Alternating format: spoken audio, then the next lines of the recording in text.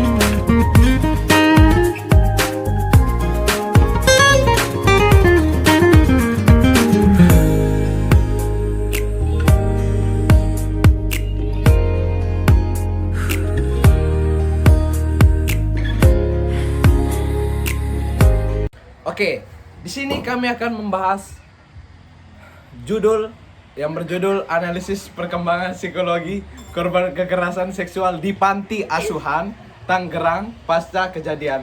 Sebelum masuk ke kronologinya, kami akan menjelaskan apa itu pengertian kekerasan seksual atau pelecehan seksual. Kekerasan seksual menurut Collier tahun 1992 dapat didefinisikan sebagai segala bentuk perilaku yang bermakna seksual yang dilakukan secara sepihak dan tidak diharapkan oleh orang yang menjadi sasaran atau korban, dan penolakan atau penerimaan korban atas perilaku tersebut dijadikan sebagai bahan pertimbangan baik secara eksplisit maupun implisit. Kasus kekerasan seksual ini kerap kali terjadi bahkan di lingkungan yang dinilai aman. Hal ini menimbulkan dampak yang traumatik bagi korban. Menurut Lonergan tahun 1999, pengalaman traumatik adalah suatu kejadian yang dialami oleh seseorang, oleh individu, dan yang menyebabkan ketidakstabilan emosi. Hal ini dapat terjadi dalam jangka waktu yang panjang, jam, hari, bulan, bahkan tahunan. Trauma yang dialami oleh korban dapat mempengaruhi perilaku sosialnya, kehidupannya. Hal ini tersebut umumnya diproyeksikan dalam bentuk kecemasan, penarikan diri dari lingkungan sosial, hingga kesulitan berinteraksi dengan orang lain. Dan merujuk pada riset data statistik yang disajikan oleh Kementerian Pemberdayaan Perempuan dan Perlindungan Anak (Kemen-PPA), tercatat sebanyak 23.661 kasus kekerasan seksual terjadi di Indonesia pada tahun 2024, dengan korban yang didominasi oleh perempuan, yaitu sebanyak 20.494 korban dan 5.194 orang korban laki-laki. Baik, kita lanjut saja langsung ke kronologi kejadian. Jadi, kronologi kasus kekerasan seksual di Panti Asuhan, Yusmiati, teman SMA Sudirman yang telah ditetapkan sebagai tersangka kekerasan seksual sekaligus pemimpin Panti Asuhan di Tangerang, mengatakan ide mendirikan Panti Asuhan tercetus setelah Sudirman mengadakan pengajian di kampungnya puluhan tahun silam. Saat lulus SMA, Sudirman kesulitan mencari pekerjaan sehingga memutuskan ingin ngajar ngaji saja, kata Yusmianti. Ide itu disambut positif dan didukung teman-teman Sudirman. Setelah berjalan, peserta pengajian disebut terus bertambah. Banyak orang, kata Yusmianti pun percaya pada Sudirman sehingga menitipkan anak-anaknya. Ternyata makin banyak yang mengirimkan anak-anak untuk diasuh. Disitulah terbentuk panti asuhan, kata Yusmianti pada Senin. Karena merasa apa yang dilakukan Sudirman baik, teman-teman terus mendukung, termasuk mendonasikan uang untuk pembangunan panti asuhan. Karena merasa apa yang dilakukan Sudirman baik, teman-teman terus mendukung, termasuk mendonasikan uang untuk pembangunan panti asuhan itu. Saya sama teman-teman juga inisiatif menggerakkan, ayo kita bangun, kata Tati Herwati. Teman Sudirman lainnya, bersama Yusmiati dan Dean Desvi, Herawati lantas menjadi donatur dan orang tua asuh di panti asuhan tersebut. Anto, warga sekitar panti yang kini berusia 44 tahun, mengaku sempat mengikuti pengajian yang diadakan Sudirman saat masih SMA, kira-kira pada tahun 1997. Saat itu, kata Anto, ada ustadz yang diundang ke pengajian sehingga sejumlah warga tertarik ikut serta. Pada masa itu, Anto mengklaim sejumlah warga sekitar telah menyadari perilaku menyimpang Sudirman. Anak-anak kecil kerap dipegang-pegang oleh Sudirman, klaim Anto. Meski tak sampai terjadi pemaksaan hubungan intim, namun Anto menyebut Sudirman royal, kerap memberikan uang, beras, atau sayuran kepada warga sekitar. Enggak sedikit juga orang sini yang dapat bantuan dari Sudirman, kata Anto kepada wartawan Felix Jody Kinarwan yang dilaporkan melalui BBC News Indonesia Senin 7 Oktober. Karena itu, menurut Anto, tingkah laku Sudirman yang kerap menyentuh anak kecil itu jadi semacam rahasia umum. Kadang kalau terawih, dia Sudirman yang jadi imam, saya sholat lagi, berasa nggak sah, kata Anto. Namun, Anto menegaskan, ia dan warga lain tidak tahu bila apa yang terjadi di panti asuhan begitu parah. Selama ini, ia tidak tahu bagaimana kehidupan sehari-hari di panti. Apalagi bangunannya dikelilingi pagar tinggi yang selalu tertutup rapat. Anto tidak menyangka anak-anak di panti menjadi korban kekerasan seksual selama bertahun-tahun. Kita sudah tahu dia kayak begitu, berbeda, tapi nggak ada pemikiran dia mau melakukan kekerasan seksual, kata Anto. Selain Sudirman, 2 pengurus panti bernama Yusuf Bahtiar dan Yandi Supriyadi juga ditetapkan sebagai tersangka oleh polisi. Desvi selaku pendamping korban, yakni menitipkan Yusuf ke Sudirman di panti agar anaknya bisa menimba ilmu.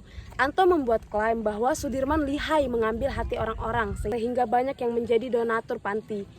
Anto bilang, dulu dia dan anak-anak lain sempat dimanfaatkan untuk mencari donatur. Kita dibawa ketemu donatur, saya dibilang anak yatim, kan kurang ajar, kata Anto.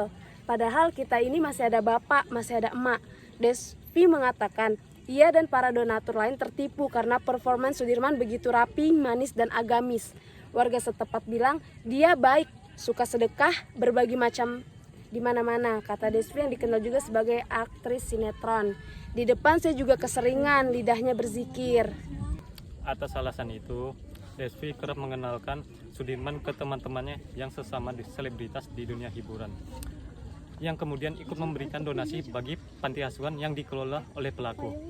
Semua baru terkuak pada bulan Mei lalu, setelah salah satu korban yang keluar dari panti asuhan mengadu kepada Desvi bahwa ia telah menjadi korban kekerasan seksual. Mulanya Desvi tidak percaya, namun apalagi Sudirman adalah temannya sejak SMP yang dilihat selalu berperilaku baik. Desvi kemudian berkoordinasi dengan Yusmiati dan Tati yang mengklaim juga mereka mendengar cerita yang serupa. Ketiganya segera mengumpulkan informasi dan menemukan ada banyak anak lain yang mengaku telah menjadi korban kekerasan seksual sejak awal panti asuhan ini berdiri. Panti ini sudah berdiri nyaris hampir 20 tahun yang lalu. Itu yang saya merasa bodoh, saya merasa kecolongan, padahal saya tiap bulan ketemu mereka setiap ada Muharram, Ramadan. Kata Desvi, saya merasa berdosa sama anak-anak ini, makanya saya berjuang untuk membela mereka. Pada awal Juli, setelah diyakinkan, Desvi seorang korban melaporkan kasus ini ke Polres Metro Tangerang Kota, yang kemudian menetapkan 3 tersangka, yaitu Sudirman, Yusuf, dan Yandi. Sudirman dan Yusuf telah ditangkap polisi, namun sementara Yandi kini masih dalam pengejaran oleh polisi. Dari kejadian ini, beberapa anak memiliki dampak psikologi berupa gangguan kecemasan yang selalu menghantui seperti stres, bersikap murung, dan takut terhadap orang lain. Hal pengasuhan anak diatur dalam bab 7 bagian ke-1 pasal 37 Undang-Undang Nomor 35 Tahun 2014 sebagaimana yang telah diubah menjadi Undang-Undang Nomor 35 Tahun 2014 tentang Perlindungan Anak, itu sebagai berikut. Pengasuhan anak ditujukan pada anak yang orang tuanya tidak dapat menjamin tumbuh kembang anaknya secara wajar baik fisik, mental, spiritual maupun sosialnya. Pasal 37 ayat 1 Undang-Undang Nomor 35 Tahun 2014 tentang Perlindungan Anak. Pengasuhan anak sebagaimana dimaksud dalam ayat 1 dilakukan oleh lembaga yang mempunyai kewenangan untuk itu. Penjelasan ayat ini menyatakan bahwa yang dimaksud dengan lembaga yang mempunyai kewenangan adalah lembaga yang sah bergerak dalam pengasuhan anak. Dalam lembaga sebagaimana dimaksud dalam ayat 2 berlandaskan agama, anak yang diasuh harus yang seagama dengan agama yang menjadi landasan lembaga yang bersangkutan. Dalam hal ini, pengasuhan anak dilakukan oleh lembaga yang tidak berlandaskan agama. Maka pelaksanaan pengasuhan anak harus memperhatikan agama yang dianut anak yang bersangkutan. Pengasuhan anak oleh lembaga dapat dilakukan di dalam atau di luar panti sosial. Perseorangan yang ingin berpartisipasi dalam melalui lembaga-lembaga sebagaimana dimaksud dalam ayat 3, ayat 4, dan ayat 5. Dampak sudah. Dampak serius yang ditemukan oleh anak-anak yang pernah mengalami kekerasan seksual diantaranya ialah yang pertama, rendahnya kepercayaan diri. Kepercayaan diri anak yang rendah seringkali disebabkan oleh ketakutan akan melakukan sesuatu yang salah dan ia akan mengalami kekerasan lagi. Hal ini akan menyebabkan perkembangan anak terhambat. Anak akan sulit menunjukkan sikap inisiatif dalam memecahkan masalah, bukan mengalami kesulitan bergaul, bahkan mengalami kesulitan bergaul. Sama halnya yang terjadi pada salah satu anak atau korban yang mengatakan takut jika bertemu dengan laki-laki yang tidak dikenal dan merasa minder dengan lingkungan sekitar. Hal yang diungkapkan bahwa kejadian yang terjadi pada anak sekolah meruntuhkan apa yang telah dicita-citakan telah direnggut setelah kejadian tersebut. Mereka mengatakan bahwa seperti harga diri bagi mereka telah hilang atau menganggap diri mereka orang yang sudah ternodai. Hal ini dirasakan oleh hampir semua korban yang mengalami perasaan yang rendah diri terhadap orang luar masyarakat. Yang kedua yaitu mengalami trauma. Kekerasan yang dialami oleh anak akan menimbulkan luka hati dan juga trauma pada anak. Dampaknya dalam kehidupan anak selanjutnya akan sangat besar. Salah satunya depresi, stres, dan gangguan psikologis lainnya yang dapat mengganggu kehidupan sosial serta aktivitas sehari-hari. Kemudian yang ketiga adalah perasaan tidak berguna. Anak-anak yang sering mengalami kekerasan dapat mengembangkan perasaan tidak berguna di dalam dirinya. Bukan hanya itu, namun juga adanya perasaan tidak bermanfaat dan tidak bisa ditolong akan berkembang dalam kejiwaan anak. Yang keempat yaitu bersikap murung. Anak-anak identik dengan keceriaan, namun tindak kekerasan yang telah dialami merampas senyum dari wajah seorang anak. Perubahan yang cukup drastis pada kondisi emosional anak akan langsung terlihat. Kemudian yang kelima yaitu sulit mempercayai orang lain.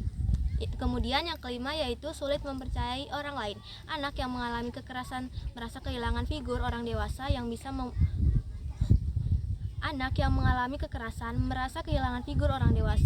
bisa melindunginya. Karena itulah, sedikit demi sedikit kepercayaannya kepada orang lain akan mulai terkikis, dan anak akan sulit menaruh kepercayaan dan keyakinan pada orang dewasa.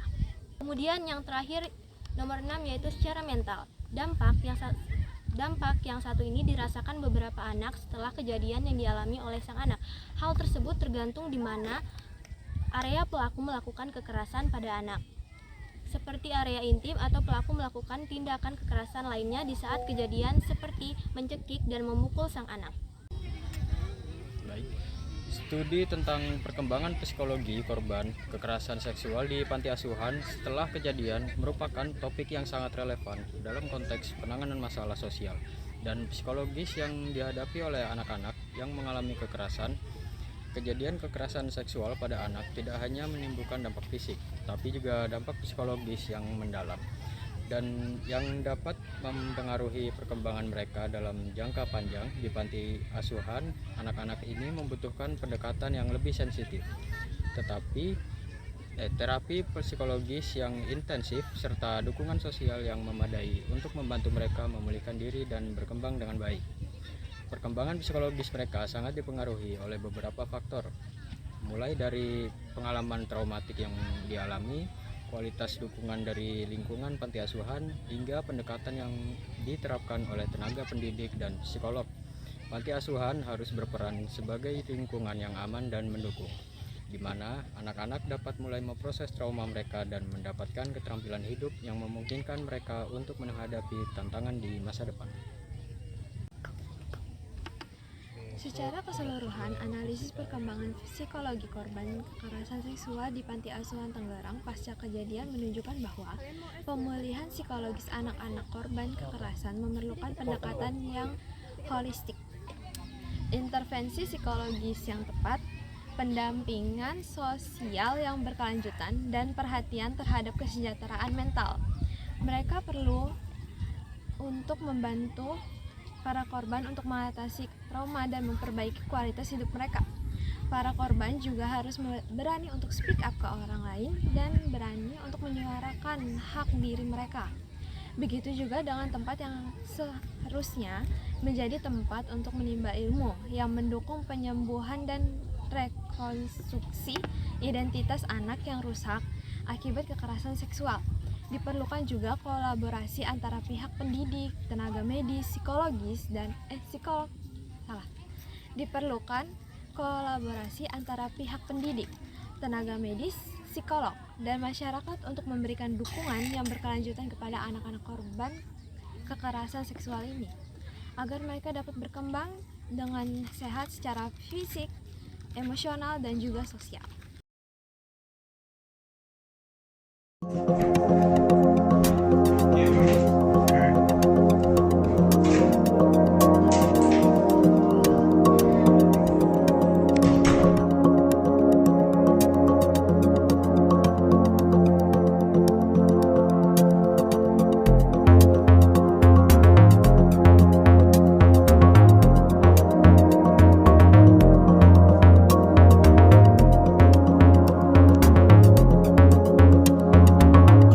If you do, it's okay.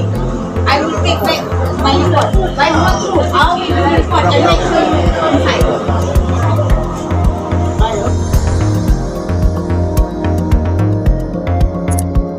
Sementara itu, di Kecamatan Lubuk Pakam, Kabupaten Deli Serdang, Sumatera Utara, seorang santri laki-laki berusia 9 tahun mendapat kekerasan seksual dari 2 orang kakak kelasnya. Perbuatan itu terjadi di dalam kelas di lingkungan pesantren tempat mereka menimba ilmu, Sabtu 14 Mei 2022 lalu. Korban tak berdaya lantaran kedua terduga pelaku mengancam akan memukulnya jika berani memberitahu orang lain dan guru. Peristiwa yang menimpa bocah itu terbongkar setelah ia pulang ke rumah dan bercerita pada orang tuanya. Kasus kekerasan seksual itu telah dilaporkan ke Polresta Deli Serdang dan Komnas Perlindungan Anak.